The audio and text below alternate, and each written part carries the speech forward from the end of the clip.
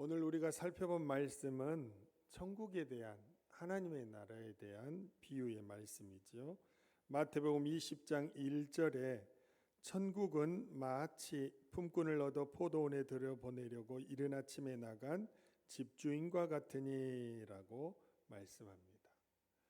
예수님께서 천국은 어떤 곳인가, 하나님의 나라는 어떤 곳인가를 보여주고 싶었는데, 오늘 포도원 주인이 자기 포도원에 일꾼들을 고용하기 위해 행하고 있는 그 모습에서 천국이 어떤 모습인가를 깨닫게 하시겠다라는 것을 보여주십니다. 보통 이스라엘은 추수 때가 되면 이제 과일을 추수할 때, 특별히 포도는 여러 가지 손이 많이 가는 작물입니다. 그러다 보니까 그 열매를 따고 또 열매를 수확하기 위해서 급하게 일꾼들을 고용하던 그런 경우들이 있었어요. 바로 그 상황 속에서 오늘 말씀이 펼쳐지는 것입니다. 마태복음 20장 2절에 그가 하루 한 데나리온씩 품꾼들과 약속하여 포도원에 들여보내고 라고 말씀하지요. 보통 오전 6시부터 오후 6시까지 일을 합니다. 한 데나리온에 계약을 하고 일꾼들을 들여보냈어요. 그러니까 포도원 주인이 고용시장에 왔겠지요. 오늘날로 이야기하면 인력시장에 와서 새벽 6시에 자신의 포도원으로 들여보낼 일꾼들을 한 데나리온에 계약하고 들여보냈단 말이에요. 그런데 일꾼이 좀 부족했어요. 그러니까 다시 오전 9시에, 낮 12시에, 그리고 오후 3시에까지 와서 일꾼들을 계속 고용해서 포도원으로 들여보내게 됩니다.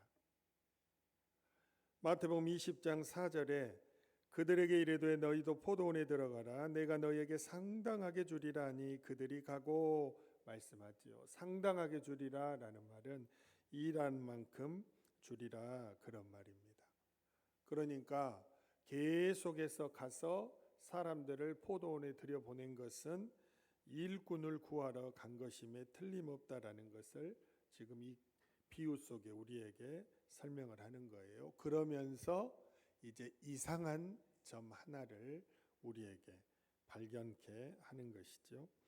마태복음 20장 6절 말씀에 보니까 제11시에도 나가보니 서 있는 사람들이 또 있는지라 이르되 너희는 어찌하여 종일토록 놀고 여기 서 있느냐 묻는 집주인의 질문이 나오죠. 지금 주인은 계속해서 오전 6시, 오전 9시, 12시, 오후 3시까지 일꾼들을 고용하러 나갔는데 오후 5시에도 여전히 나온 거예요. 그리고 와서 5시까지 놀고 있는 사람들에게 너희는 어찌하여 종일토록 놀고 여기 서 있느냐 이렇게 묻고 있습니다. 그 말은 내가 너를 일꾼으로 고용하기 위해서 여기에 왔다라는 말이 아니지요. 그냥 다른 일이 있어서 밖에 나왔다가 인력시장 있는 데를 돌아서 가고 있는데 아직까지 놀고 있는 사람들이 있더라는 거예요. 그러니까 이 사람들을 고용하러 온 것이 아니라 묻는 거죠. 이상해서 아니 너희들은 오늘 하루 일을 종친 거 아니냐? 왜 오후 5시가 됐는데 지금까지 여기에서 있느냐? 그런 말입니다. 전혀 이들을 고용하려고 온 것이 아니지요. 그런데 20장 7절에 이들이 변명합니다. 이르되 우리를 품꾼으로 쓰는 이가 없음이니이다 말합니다. 무슨 말입니까? 자기들은 여기에 나와서 종일토록 있었는데 지금까지 아무도 자기들을 고용하지 않았다라는 것이죠. 그 말은 자신들은 포도원 일꾼으로 고용되기에는 어려운 무자격자 또는 무능한 자라는 것을 말하고 있는 것입니다. 그럼 여러분 보통 포도원 주인 같으면 어떻게 하면 됩니까? 아, 그러냐? 쓸모도 없는데 가면 되는 거예요. 포도원 일꾼으로 쓸모가 없는데 이제 일이 마무리될 시간은 1시간밖에 안 남았잖아요. 오후 5시니까 가면 돼요. 그냥 이거는 무심한 주인도 아니고 정의 없는 주인도 아닙니다. 당연한 것이죠. 그런데 이 포도원 주인은 마태복음 20장 7절에 엄청난 말 한마디를 던집니다.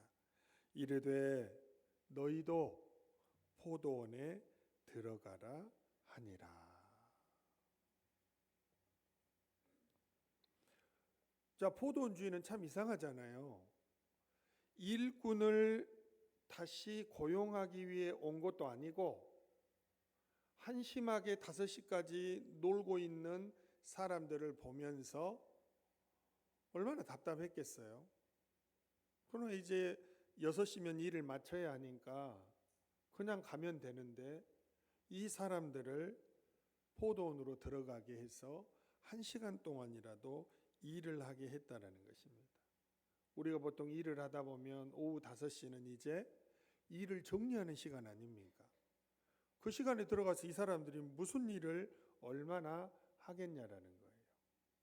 그런데 오늘 예수님은 이렇게 오후 5시에 쓸모없는 사람들을 포도원으로 들여보내는 이 장면을 통해 천국은, 하나님의 나라는 마치 이와 같다라는 것을 우리에게 보여주는 것입니다. 뭘 의미하겠습니까?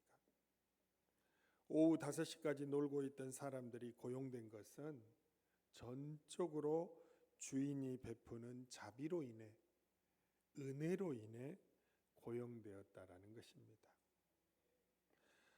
우리는 누구입니까? 오후 5시까지 놀고 있는 인생임을 성경이 말씀하고 있습니다. 그러니까 천국은 무엇과 같다라는 거예요? 천국에 들어갈 아무런 자격이 없는 우리들을 전적으로 하나님의 자비와 은혜로 들어가게 하신다. 자비와 은혜로 고용하신다. 그것을 우리에게 말씀하고 있는 것입니다. 여러분, 천국을 값을 매기고 갈 수 있는 사람이 있습니까? 없지요. 오직 하나님의 자비와 은혜로, 우리를 사랑하시는 그 은혜로 들어갈 수 있다라는 것을 우리에게 가르쳐 주고자 하는 것입니다. 그러니 여러분, 정말로 천국을 나의 것으로 소유한 사람은 하나님 앞에서, 사람들 앞에서 뭐라고 고백하겠습니까? 오늘 설교 말씀 그대로입니다. 좋아서, 정말 좋아서 다른 말은 할 것이 아무것도 없는 인생인 것이죠. 뭐 말할 것이 없어요. 왜? 모든 것이 하나님의 은혜이기 때문입니다.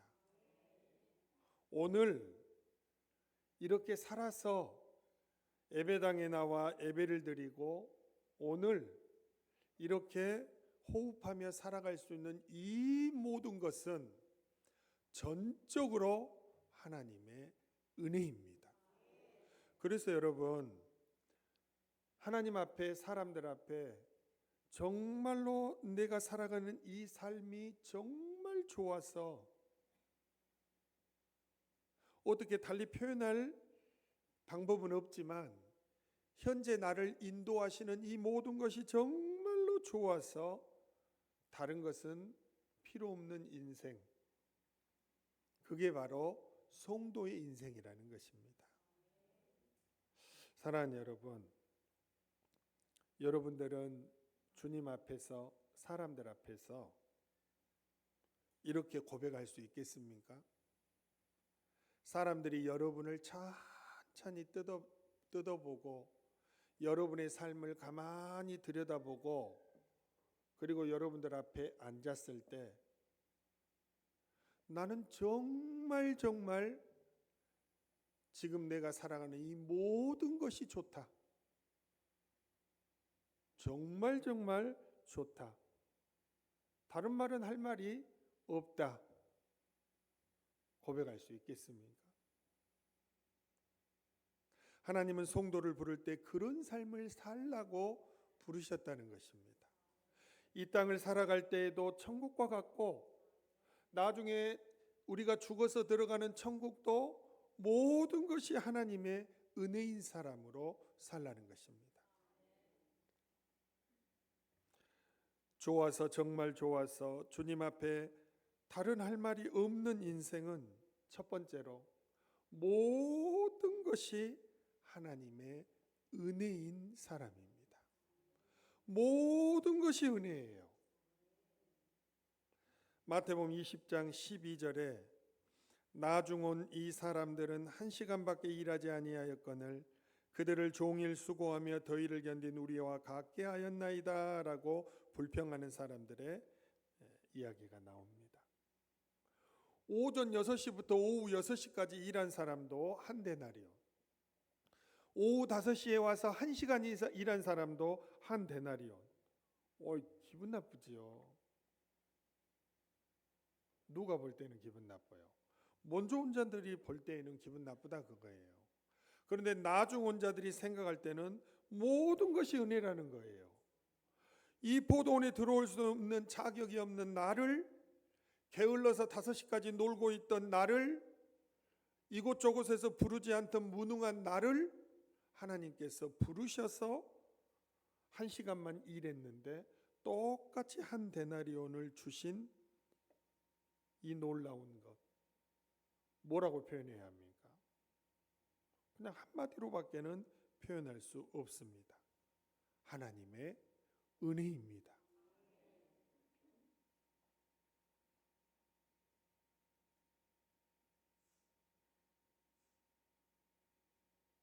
예전에 학교 다닐 때 고려대 영어영문과를 나와서 신학을 공부하시던 전도사님이 있었습니다. 영어를 한국말처럼 하니까 미국의 교환학생으로도 다녀왔습니다. 참 부러웠습니다. 우리는 그 토플 550점 넘기려고 하루 종일 귀에다가 이어폰 꽂고 다니고 그렇게 죽어라고 공부해서 넘는 점수인데 그분은 우습게 그냥 한번 나 오늘 가서 보고 왔어. 근데 580점 나오대. 진짜 머리를 쳐박고 죽고 싶은 생각이 한두 번이 아닙니다. 우리는 한글로 된 책도 이해가 잘 안 가서 넘겼다가 다시 앞으로 해서 줄 긋고 다시 넘겼다 다시 하는데 영어 책을 이렇게 넘기면서 봅니다. 그리고 한 3시간 딱 앉았다 일어나서 이거 별로 안 어렵네 하고 딱 줍니다. 그럼 받아서 이렇게 보면 이 책이 안 어려우면 도대체 어떤 책이 어렵다는 것일까? 진짜 짜증이 나는 그런 일들이 있었습니다. 그런데 나중에 하나님은 공부를 꼭 잘했다 해서 그랬다 해서 목회를 잘하는 것이 아니고 꼭 목사님의 아들이라 해서 목회를 잘하는 것도 아니고 장로님의 아들이라 해서 목회를 잘하는 것도 아니었습니다. 어떤 사람이 목회를 잘해요? 모든 것이 하나님의 은혜인 사람이 잘합니다. 이렇게 부족한 종을, 이렇게 어리석은 사람을, 이렇게 별 볼 일 없는 사람을 하나님께서 선택해서 종의 길을 가게 하시고 성도들을 붙여주시고 은혜로 교회를 부흥케 하시고 이 모든 것이 은혜라고 고백하는 사람 앞에서는 그 어떤 훌륭한 사람도 따라갈 수가 없습니다.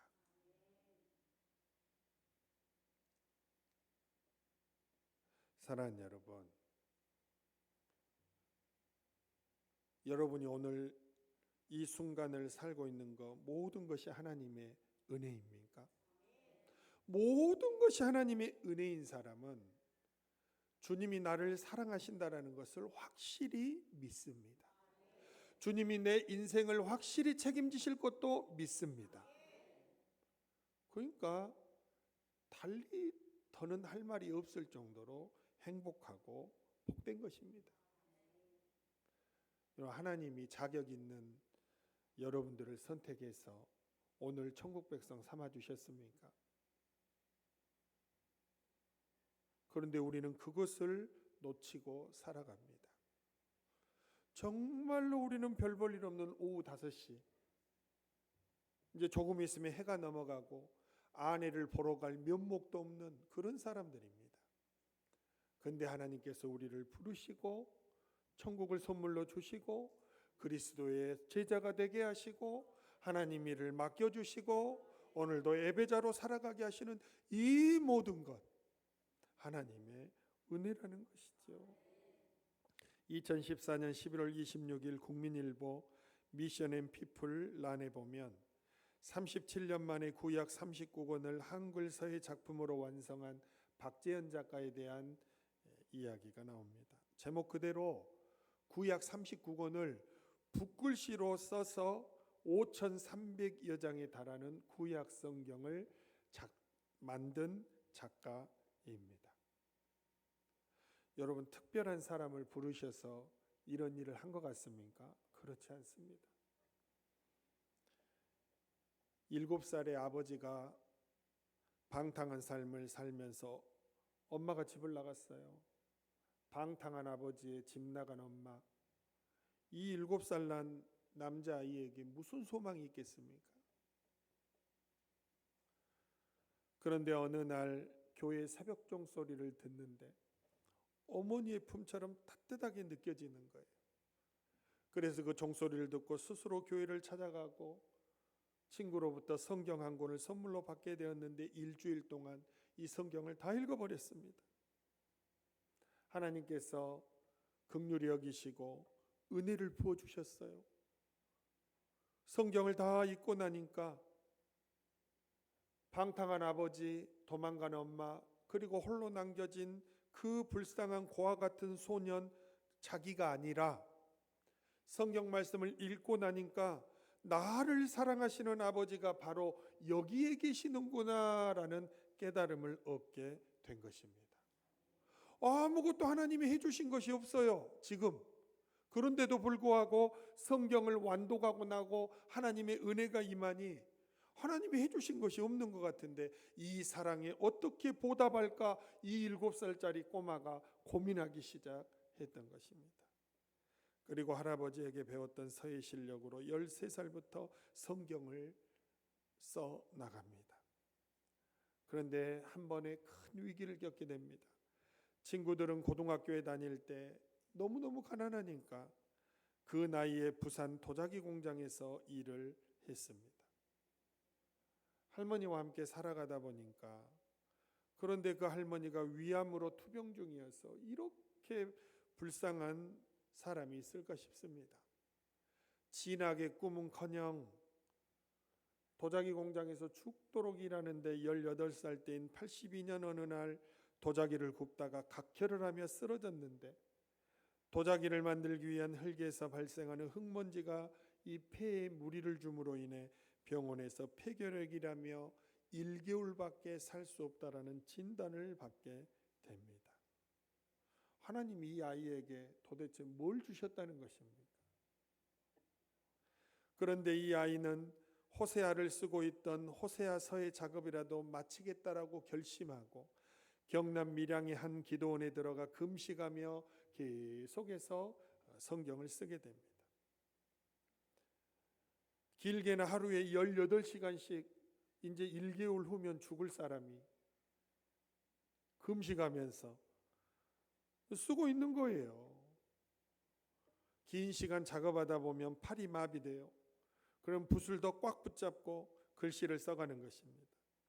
하루는 붓을 너무 꽉 잡았는지 대나무 붓대가 깨졌습니다. 깨진 대나무가 이 살 속에 손바닥에 박혔어요. 급하게 병원에 가서 이 박힌 깨진 붓대를 빼면서 이왕 병원에 간 김에 폐 사진도 한 번 더 찍어보자 하고 찍어봤는데 뜻밖의 의사는 아무 이상도 없다고 진단을 내렸습니다. 폐병이 다 나아버린 거예요. 그리고 그 이후로 중국 국제서법대전에서 한국인으로는 유일하게 2000년 서해 월드컵이라고 불리는 이 대회에서 대상을 받게 됩니다. 그리고 그 뒤에는 모든 미자립교회 32곳에 이 벽 하나를 전부 붓글씨로 성경으로 채워주는 거예요. 그걸 여기서 말하면 말씀의 벽이라고 합니다. 얼마나 신비하고 놀랍겠습니까? 벽 하나 전체를 다 서예 글씨로 다 써서 말씀의 벽을 만들어주는 거예요. 어떻게 했을까요? 자비를 들여서.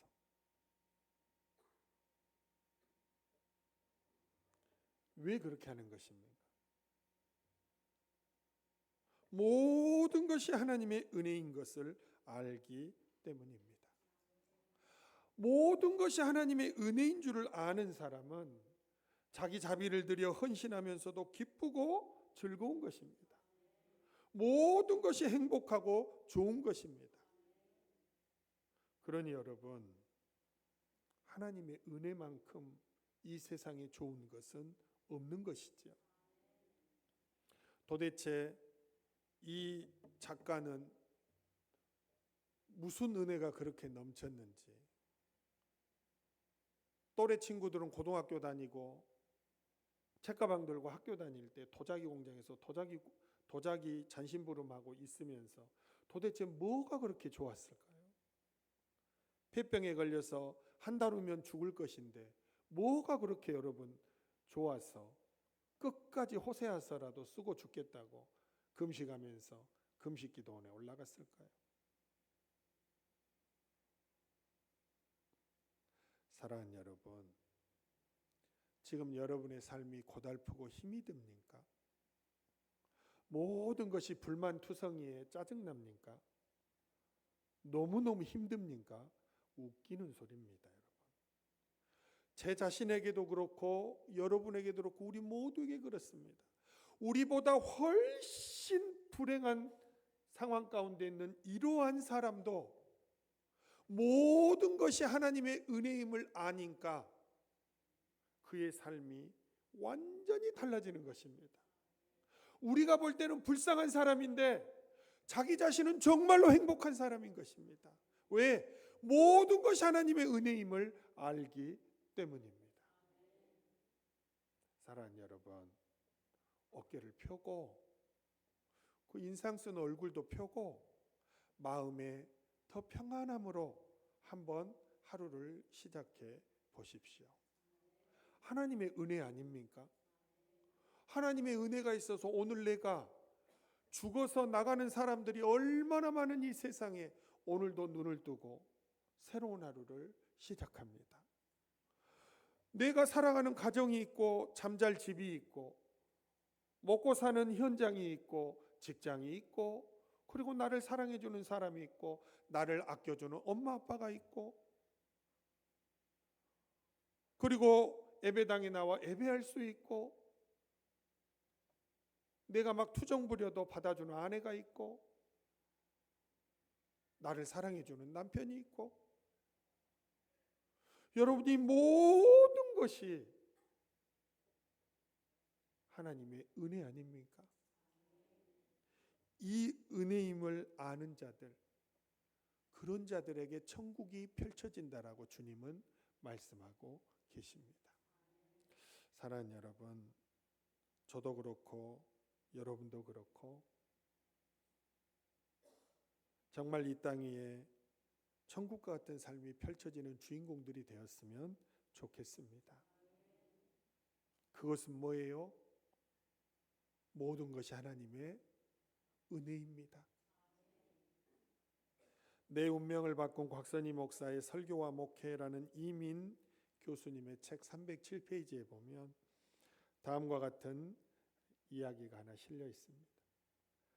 클로린 박사는 의사이자 기독교 작가다. 그가 광산촌에서 의사로 일할 때 어느 큰 병원에서 일하던 간호사가 억울하게 오해를 받고 쫓겨나 이 광산촌으로 들어왔다. 그녀는 오해를 받아 이 상간벽지로 쫓겨난 것만도 억울한데 일하는 것에 비해 10분의 1도 안 되는 적은 봉급을 받으며 일했다. 그럼에도 그녀는 항상 밝은 얼굴로 웃으며 모든 사람에게 친절하게 대하고 수고를 다했다. 그녀는 퇴근 후에도 집에 가지 않고 남아 찬송을 부르며 즐겁게 일하곤 했다. 이런 모습을 지켜보던 클로린 박사가 질문했다. 당신은 일한 만큼의 대가도 받지 못하면서 어떻게 이 상간벽지에서 기쁨으로 일할 수가 있습니까? 그러자 그 간호사가 웃으며 대답했다. 월급이 적기 때문이죠. 정당한 월급을 받고 일하면 내가 상품이 되고 하나의 직원이 되지만 나는 월급과 상관없이 일하는 그 기쁨 때문에 자유로워요. 나는 돈에 팔린 사람이 아니에요. 하고 싶은 일을 하니까 행복합니다. 제 가치는 하나님께서 인정하시니까요. 라는 것이었습니다. 여러분과 저의 삶도 정말로 이랬으면 좋겠습니다. 다른 사람이 우리를 볼 때는 세상적인 잣대와 기준으로 보니까 한심하게 볼 수도 있고 어쩌면 짠하게 볼 수도 있습니다. 그런데 우리는 정말로 행복한 거예요. 기쁜 거예요. 즐거운 거예요. 왜요? 하나님이 나를 인정해 주시니까.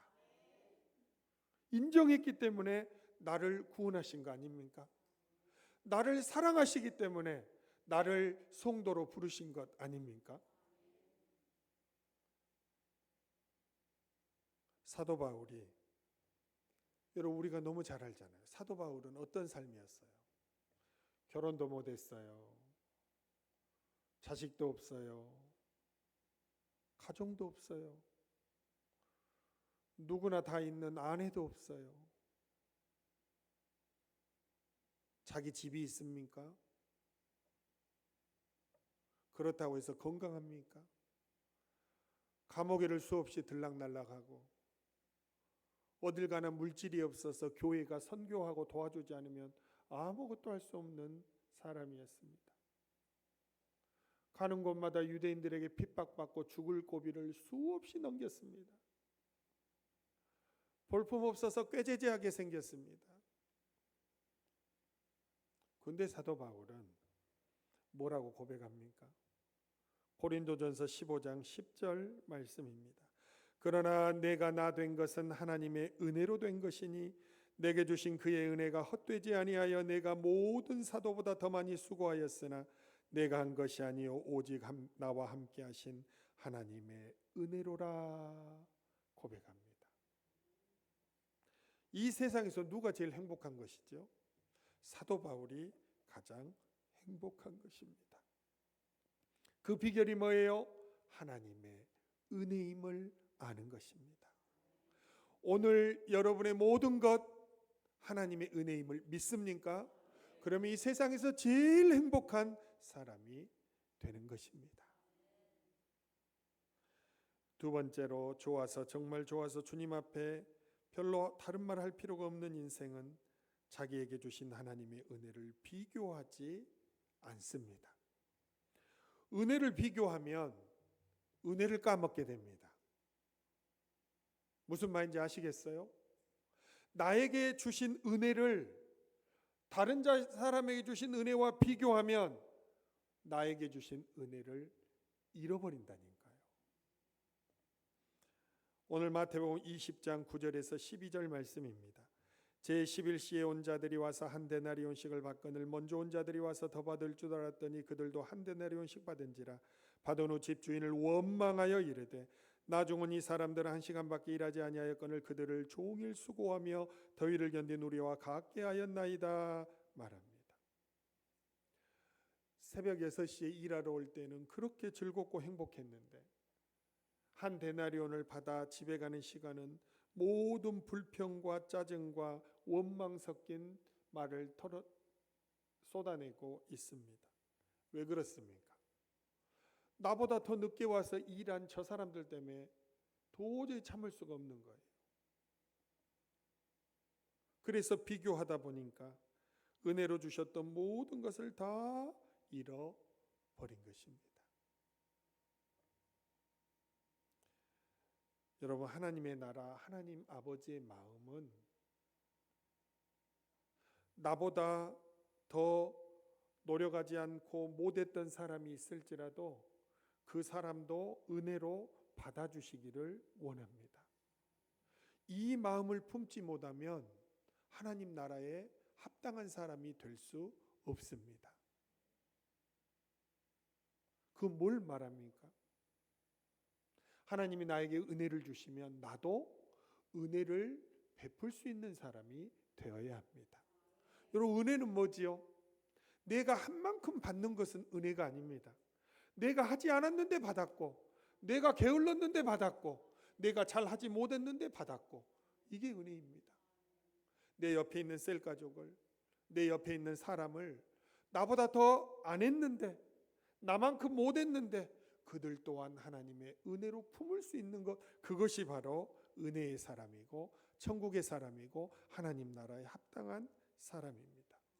그렇게 하려면 절대로 나에게 주신 은혜를 다른 사람과 비교하면 안 된다라는 사실입니다. 순전한 감사 넘치는 은혜, 이영훈 목사님이 엮은 책 83페이지부터 6페이지에 보면 모든 것이 하나님의 은혜라는 실화가 실려 있습니다. 첼리스트 김두민 씨와 소프라노 이은영 부부의 이야기입니다. 이들은 독일 쾰른 대학교에서 첼로와 성악을 전공하다가 한인교회에서 만나 아름다운 가정을 이루었습니다. 얼마나 행복했겠습니까? 그런데 둘째 아이를 낳으면서부터 어려움이 발생하기 시작했습니다. 둘째 아이가 태어났는데 루이스-디츠 신드롬이라는 희귀병을 가진 아이입니다. 온몸이 연결이 돼야 하는데 결합이 제대로 되지 않아서 머리끝부터 발끝까지 다 따로따로 노는 거예요. 기능을 제대로 하지 못합니다. 그러니까 가장 문제가 되는 것은 이 심장이 언제 멈출지 모른다는 것입니다. 청천벽력과도 같은 일 아닙니까? 정말로 부르짖고 기도도 많이 했어요. 그래서 이제 둘째에 대한 어느 정도 받아들일만 하게 돼서 셋째를 낳는데 셋째도 똑같이 둘째와 같은 희귀병 아이였습니다. 몇만 명의 가정 중에 하나 나올까 말까 한 그런 희귀병을 가진 자녀가 이 부부 안에는 두 아이나 생겨난 것입니다.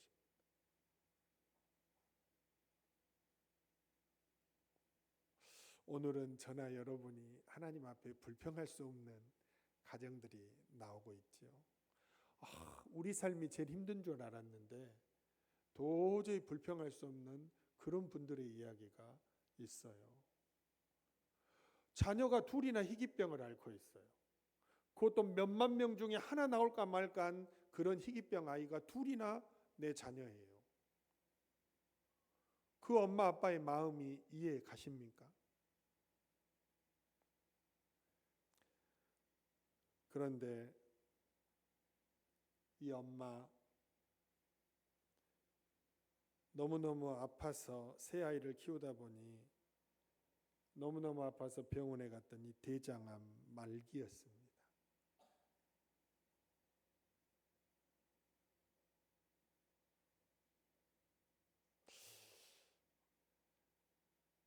인공항문을 달고 한국으로 돌아왔어요. 그때 비행기 안에서 하나님께 기도했습니다. 하나님, 저 살고 싶습니다. 하나님께서 물으셨어요. 그럼 넌 날 위해 무엇을 할 수 있니? 저에게는 더럽고 버릴 것밖에 없는데 주님을 위해 드릴 것이 뭐가 있겠습니까? 그리고 귀국했더니 오자마자 이 아픈 사람 보고 찬양해 달라라는 초청이 들어왔어요. 이것이 하나님의 뜻이구나. 항암 치료를 받으면서도 남편은 첼로로 본인은 소프라노로 자기를 초대하는 곳마다 가서 찬양을 했습니다. 그런데 또 찬양 사역하는 가운데 둘째가 갑자기 위독해서 병원에 입원해 심장 수술을 받게 됩니다. 중환자실에서 생사를 오가는 아이를 앞에 두고 그들은 병원에 있는 2달 내내 틈만 나면 남편은 첼로로, 아내는 아름다운 목소리로 주님을 찬양했습니다. 병원에 있던 많은 사람들이 위로를 받고 어두웠던 중환자실이 그들의 찬양으로 밝아졌습니다. 그리고 두 부부는 고백합니다. 여러분, 뭐라고 고백했을까요? 만일 저희가 아픈 아이들을 낳지 않았더라면 아픔 있는 자들의 마음을 절대로 이해할 수 없었을 거예요. 항암 중에도 찬양을 올려드릴 수 있는 기회가 점점 늘어나면서 하나님이 원하시는 것이 이것임을 알게 되었습니다. 하나님께서는 저희에게 연주와 찬양이라는 귀한 달란트를 주셨잖아요. 그걸 사용해서 하나님 나라의 지경을 넓히는 일을 감당하고 싶어요. 그리고 이 부부가 즐겨 부르는 찬양입니다. 나를 지으신 이가 하나님, 나를 부르신 이가 하나님, 나를 보내신 이도 하나님, 나의 나 된 것은 다 하나님의 은혜라. 여러분, 한번 생각해 볼까요? 이 두 부부가 아픈 사람들에게 그 시선이 꽂혀 있으니 모든 것을 하나님의 은혜로 여기고 아름다운 삶을 살아가는 것이지, 만약에 건강하고 아무 문제 없이 보이는 사람들에게 자꾸 그 부부의 시선이 갔다면 비교하고 불평하며 낙심할 일 많아 하나님의 은혜를 고백하는 지금과 같은 삶을 살아갈 수가 있었겠습니까? 다른 사람과 나를 비교하지 않는 능력도 하나님의 은혜입니다. 그 은혜를 품으십시오. 그래서 여러분, 다른 사람과 제발 나를 비교하지 말고 하나님이 나에게 주신 은혜만을 생각하면서 주님을 따라가게 되면 늘 풍성한 은혜의 주인공, 행복한 삶의 주인공이 될 수 있는 줄 믿습니다. 세 번째로, 좋아서, 정말 좋아서 주님 앞에 다른 말 하지 않아도 되는 인생은 항상 네라고 대답하는 사람입니다. 여러분, 오후 5시까지 놀고 있는 사람들을 포도원에 들어가라 할 때 오늘 여기 앉아서 예배드리는 여러분들 중에서 18은 안 간다고 할 것입니다. 왜 안 가겠습니까? 염치가 없이 어떻게 가요? 다른 사람들 생각해서 어떻게 가요? 내가 지금 가서 한 데나리온 받으면 다른 사람들 상처받을 거 아니에요? 못 갑니다. 너무 이유가 많고 변명이 많아요. 못 합니다, 주님. 그게 우리입니다.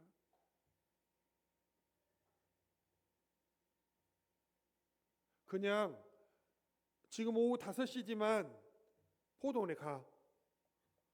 네, 주님 하고 들어가면 되는데, 저 못 갑니다, 절대로.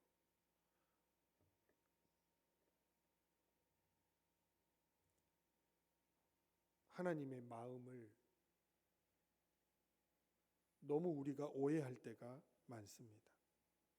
하나님은 여러분과 저에게 자격이나 실력을 따지려고 하시는 분이 아니십니다. 여러분, 만약에 자격을 따지고 실력을 따지면 제가 여기 서서 여러분 앞에서 어떻게 설교를 하겠습니까?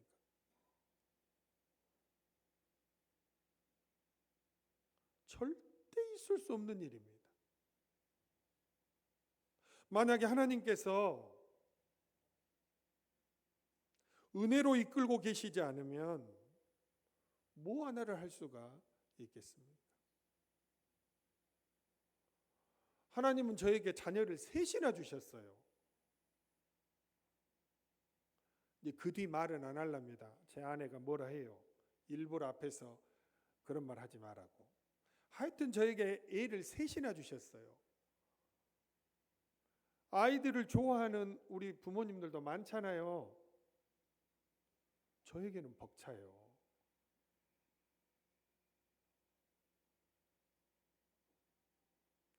그런데 사람들은 말합니다. 나중에 비행기 타고 외국에 자주 가겠다고. 딸이 셋이니까. 은혜입니까? 사랑하는 여러분, 하나님이 주시면 그냥 네 하면 되지요. 그 하나님께서 새 자녀 키워 주시잖아요. 제가 싫다고 기도했어요. 하나님 싫습니다. 싫으면 어쩔 거예요. 이미 하나님이 주셨는데. 그래도 싫습니다.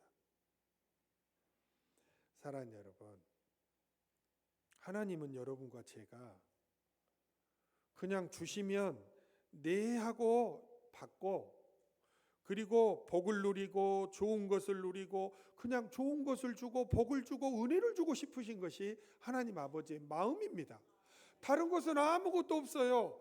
우리에게 주신 것을 통해서 우리 보고 고생하라고 주시는 것이 아니라 그것이 다 우리에게 은혜가 되고 나중에는 복이 되고 기쁨이 되고 즐거움이 되는 것이기 때문에 주시는 거예요.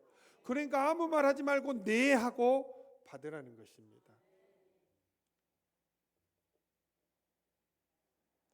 인생은 선물이다. 조정민 목사님의 책이 있어요. 3장이 영성은 삶이다. 믿음 변화에 대한 글인데 76번에 보면 짤막한 글이 나와 있는데 은혜가 됩니다. 하나님은 모자라는 사람을 기꺼이 쓰십니다. 모자라지 않은 사람이 없기 때문에 나머지는 채워서 쓰십니다. 하나님이 쓰시는 사람은 부를 때 지체 없이 달려오는 사람, 그 한 사람입니다. 다시요. 하나님이 쓰시는 사람은 부를 때 지체 없이 달려오는 사람, 그 한 사람입니다. 그 한 사람이기를 바랍니다. 그냥 맡기고 나아가면 된다는 것이지. 여러분, 오늘을 살아가는 우리 삶도 마찬가지입니다.